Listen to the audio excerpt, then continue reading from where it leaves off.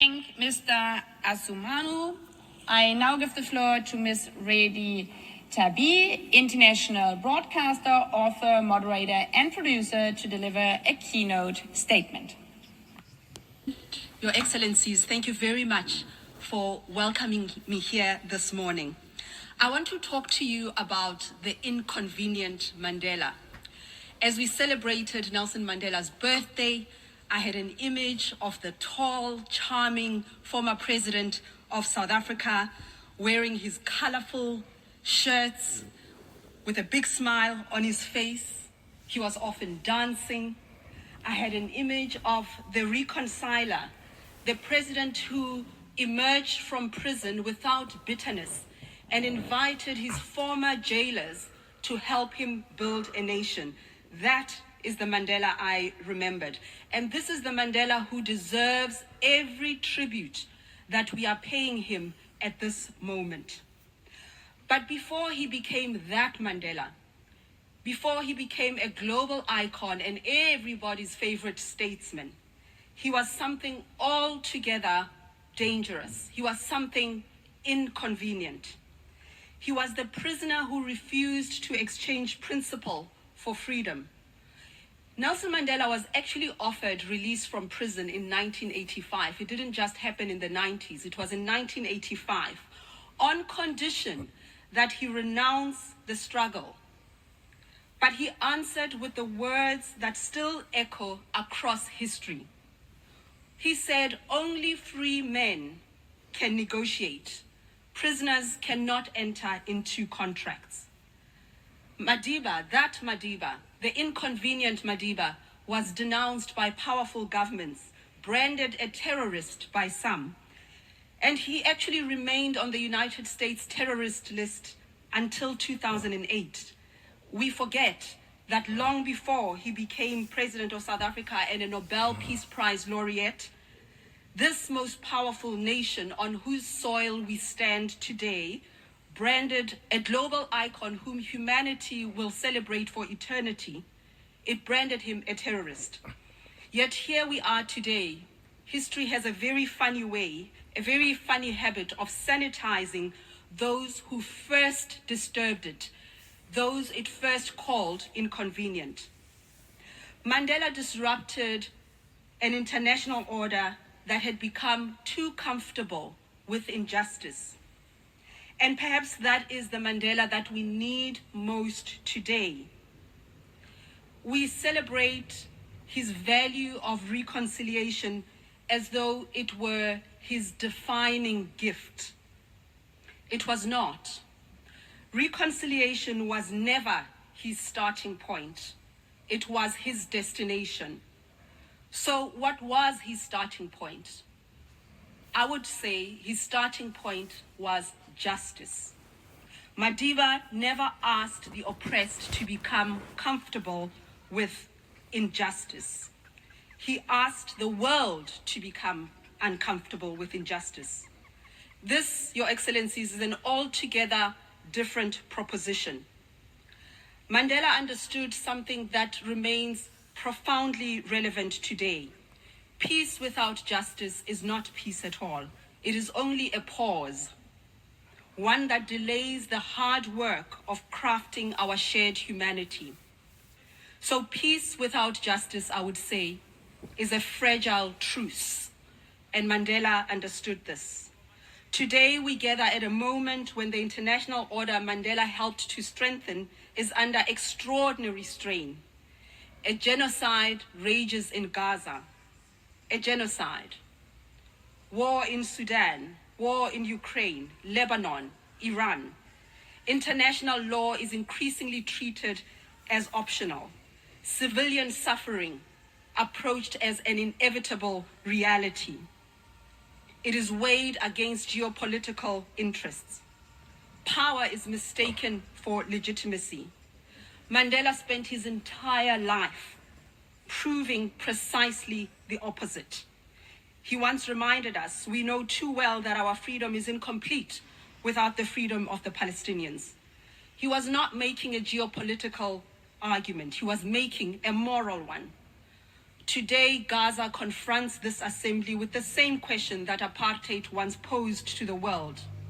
Does international law apply equally to everyone?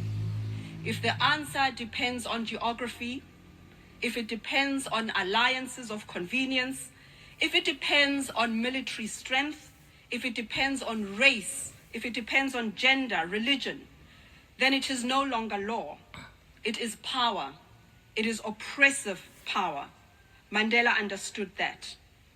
He understood that the systemic erosion of human dignity can never become the price of political expediency. We should not sign up for that, Your Excellencies. I think today he would ask us whether we have mistaken military superiority for moral superiority. He would ask why children continue to die while the world debates procedure, sometimes in this very august house. He would ask why resolutions multiply while our courage to act diminishes.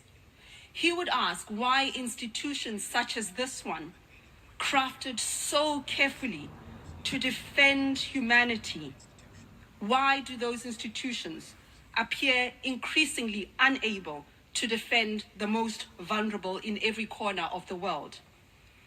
And then I think he would ask a question that he asked throughout his life. What are you prepared to risk for justice? And Madam President, you quoted his answer to that question. It is in your hands.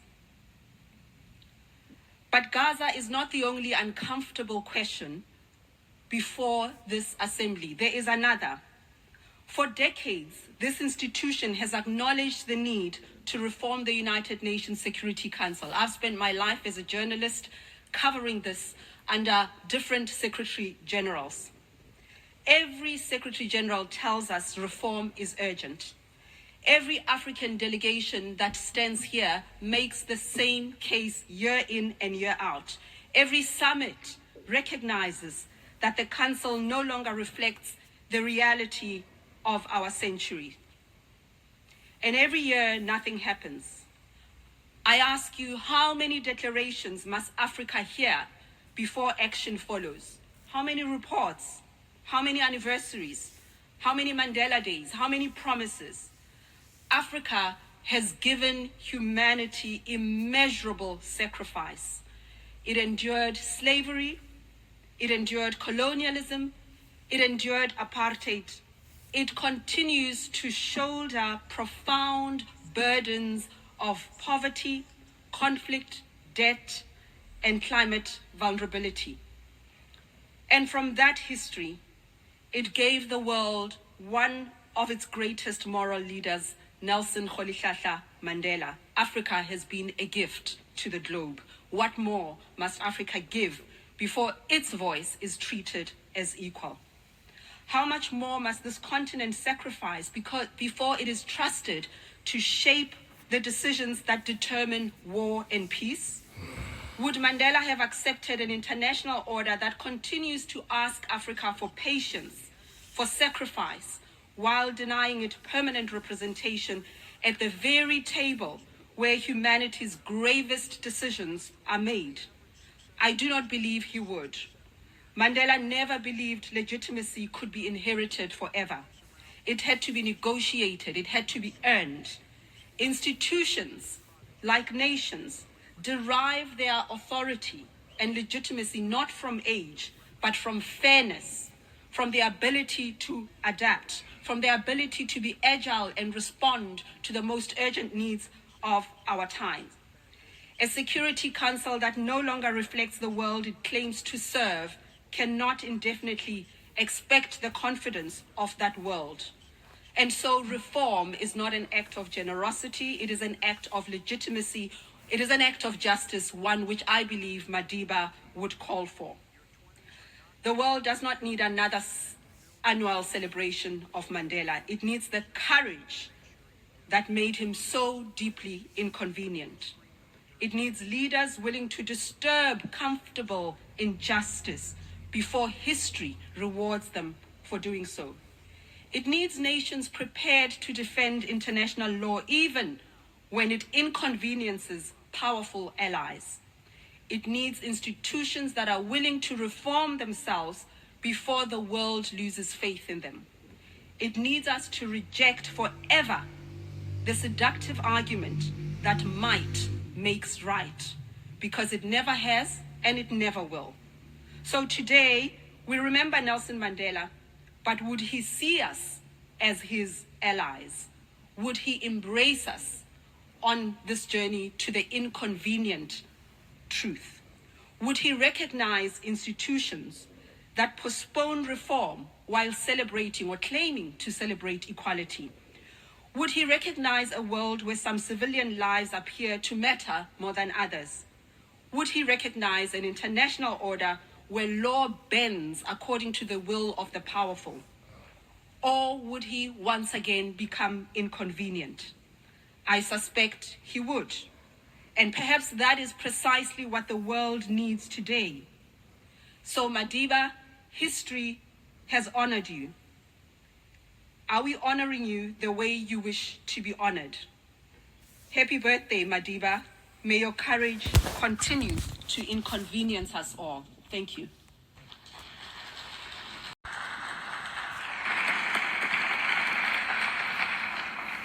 I thank Ms. Tabi